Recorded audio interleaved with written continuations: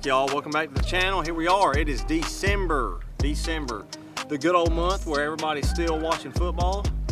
Is football still going in December? Bowl games and stuff. We got bowl games. Mm-hmm. Yeah, bowl games coming up. I hope everybody had a great November.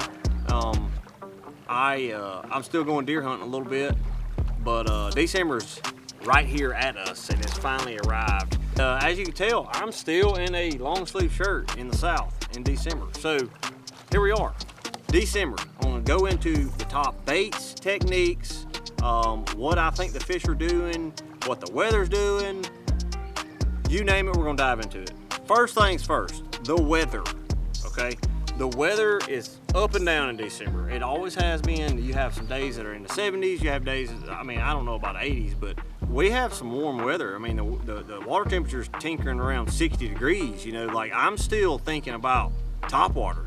The threshold for top water is like 57, 56, 57, 58 and above. A lot of people think it's just that 60 degree mark, 65 or even more. Dude, some of the biggest topwater bites I've ever had is in December. I fished a tournament a long time ago. It was on Lake Gunnersville. And give y'all a little quick nugget here. Probably shouldn't say this, but we had a warming front and it was like December the 20th. It was right before Christmas. And warming front and the water temp got up to like 61, 62, like 60. It had been like 55, but it rose up and it was almost like, them fish are like, oh man, we can slide back up now. They had just started their winter hunt stuff. Now they're wanting to slide back up.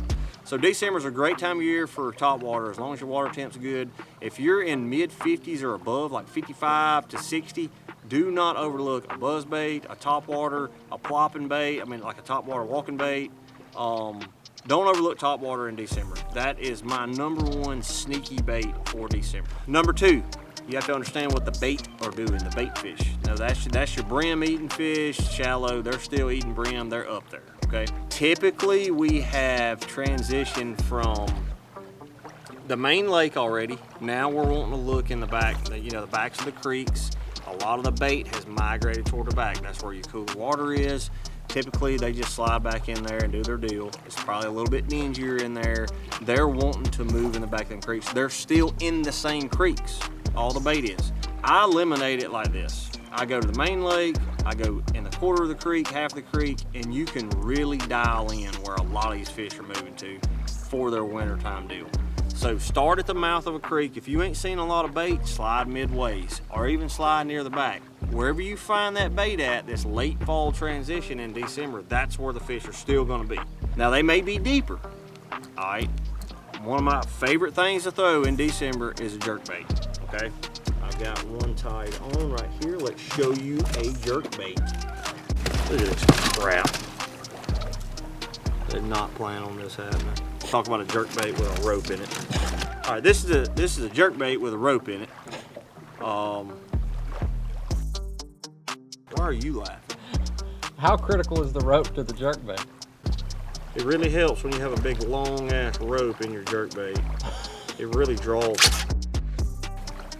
Get inside those creeks where all the bait's at. Throw your jerkbait on any kind of wood. Throw it on secondary points. Honestly, follow the bait. The same thing we've been doing all fall.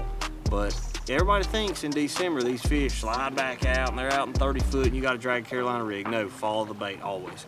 Jerkbait is always a must for me. I throw a jerkbait all the way until they start spawning. So we're on the cusp of it getting really, really good with a jerkbait, okay? We have cooler days. The nights are getting really cold. And bomb, it's the bomb. The rod I throw it on is a Pro Series, my favorite 6/8 medium rod. I throw it on 12-pound Cigar InvisX line. And that's another long story about line size. I always throw 12. Now if I'm around timber, I'll throw 15. But, and then a 631 reel. So that's my setup for a jerkbait. We got a topwater, we got a jerkbait. You see the trend that's going on here. We're trying to chase bait fish. I always have shad baits on in late fall and even the wintertime. The only bait that I will have that's different is a jig, okay? A jig. This is number 3. Always, I don't care what time of year it is. I don't care if it's the middle of summer or in the winter. A wintertime deal always is a jig, okay? The bomb, especially for me, for spotted bass. Even, I mean, dude, I'll drag it on anywhere. I'll go down a bank with it this time of year. It's just a really all-around bait that you can get bites year-round. This is my cleanup bait, okay? If, let's say I have a tough day and it's bluebird skies, just like this, in December, I will always have a jig tied on. Find any kind of wood you can. Dinge your water in those creeks, pitch you a jig around, and you can get some bites. Put a bandito bug on the back, any kind of trailer. This is a little compact jig. I really love them. I don't like a big, giant, bulky jig, you know. Not many times you go down the bank and you see them spit up a crawfish this big. I mean, they're typically that big, you know. I'm trying to match the hatch. So we've got a topwater, a jerkbait, and a jig. Those three. I don't care where you're at this time of year, you can honestly take a jerkbait and a jig and catch fish. Promise you, promise you. The only other bait that I do not have rigged up this time, I don't have it rigged up, is a crankbait. I know that blowed everybody's mind, blowed Brett's mind. I'm not a cranking guy. The only thing I crank is my motor. That's it. But this time of year, do not overlook shallow cranking. Square billing, like get your little 6-foot running crankbaits, shad color, and then if you got dingy water, change to a crawfish color. Everybody wants to go and think these fish are getting out deep this time of year. Dude, you can go and catch some giant shallow in December, okay? I'm actually, right now, I'm overlaying, because I've seen you catch these. Now, one was at Red Crest. You caught a really good fish. 5-pounder. Crankbait, square bill. Yep. And then I've got one from last year I'm putting right now that where you're catching in muddy water, crankbait, this time of year. Crankbait is always great in the wintertime and in the fall. You can cover a lot of water, you can get in a little bit of dinge. Don't go to the clearest part of your lake and go throw a crankbait.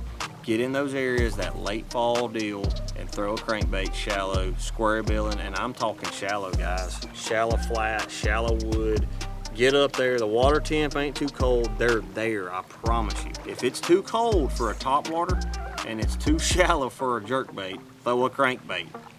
Don't be scared to get in on a flat and hit every piece of wood. It ain't too late to do that. Everybody's tied up deer hunting. The rut's coming. Dude, there's some badass fishing in December, and it's a great time to go. The only thing that I missed, and I'm gonna touch on this in December too, is a spinning rod and using forward-facing sonar. We have transitioned as anglers to really relying on our electronics. Okay, I use Active Target 2, whatever you use, Garmin, it don't matter. This is the time of year them fish, the main lake fish, the deep ones, the ones that stay deep. This is a great time of year to tie you on a small swim bait, a drop shot, stuff like that. Get out there deep, pan around, find those fish on bait, and catch them. Be looking for those little short pockets off the main lake where they can gang up those shad at, okay? If you're in a clear water place, you know, I know historically places like Smith Lake in Alabama, December is freaking bomb then, because a lot of those fish are out there on bait still. It's just getting cool enough to really bring them up, you know what I mean? And they're not gonna be blowing up all over the place in December, but they're gonna be up there where you can catch them. Just pan around in those little small areas in the creeks, little arms off of the main river, and try to find the bait. It all revolves around bait. But basically, to sum up December for you, find a bait, you find a bass. Jerk bait for me and a crankbait, it's hard to beat, boys. And a top water, if it's in that upper 50s, my God, you can catch a giant on top water. So I hope December's great for y'all. We have a lot of things going on in December. Supposed to be getting my boat coming in. Got my new Triton XP 21, baby, 21 footer. I love the 20, but we're moving to a 21. I'm gonna test him out a little bit, see, taste him, you know. New boat's coming in. Deer hunting for me is kind of dwindling down, and I'm about to get back into fishing mode big time. So y'all stay tuned. I hope everyone has I hope you had a great November, and I hope you have a great December coming up. All right, and all the things that we talked about, you can slide into Bass Pro and grab. They have jerk baits, you name it. And we're getting ready for Christmas too. It's like we just got done with Black Friday. I was gonna shoot a video about this, but we're gonna have this one coming soon. What to get for Christmas. I have tons of people, what do you think I ought to get Billy Joe for Christmas? I'm gonna make a video about it. And I ain't gonna be all salesy. I'm gonna tell you exactly what Billy Joe and Jimmy wants, okay? So, cause this is what I would love to have. But anyway, I appreciate y'all tuning in, and I hope you catch a lot of big fish in December. We ain't far away from the season starting. We are 60 days away from us having the brand new season, Bass Pro Tour. We're getting back after it, but the fishing ain't stopping. I'm never gonna stop because they ain't gonna catch themselves. Appreciate y'all tuning in. Until next time, like, subscribe. We'll see you. Peace.